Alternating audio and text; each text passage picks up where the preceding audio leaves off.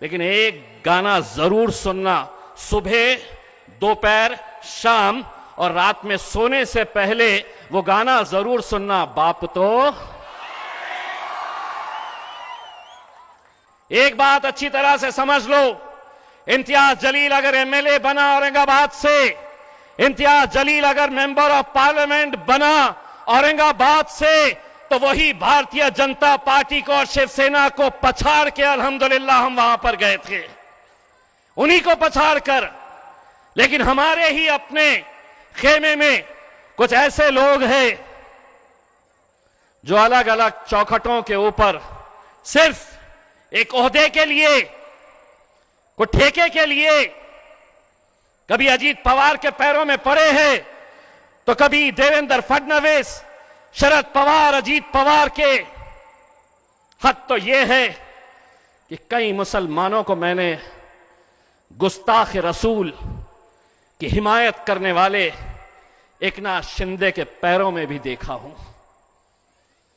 यह मत समझना कि अकेले वो महाराज ने गुस्ताखी की हमारे नबी के खिलाफ, जिसने उनकी तायीद की वो भी गुस्ताख रसूल है। कहां है वो मुसलमान जो एक डेलीगेशन बनाकर अजीत पवार के पास गए और कहा कि अपने आमदार को संभालो?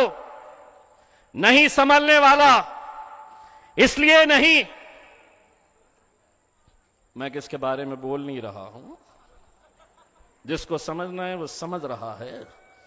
कहां कहां से आ गए, बोले मेरे पीछे अजीत दादा है, कोई खड़े रहता है बोलता मेरे पीछे देवेंद्र फडणवीस है, कोई कहता है एकनाथ शिंदे है, और इन सब के ऊपर नरेंद्र मोदी है। अरे हम तुम्हारे बाप के बाप को नहीं छोड़े तो तुम चिल्लर क्या चीज है बे?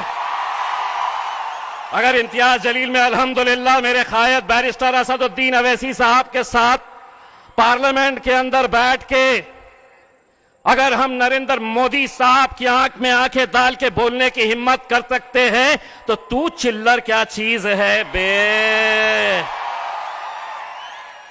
बस इतना कहना चाहूंगा।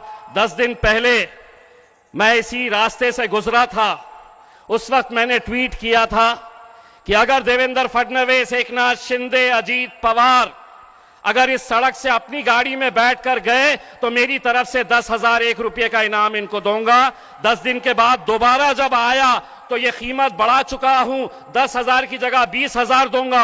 और कलेक्टर साहब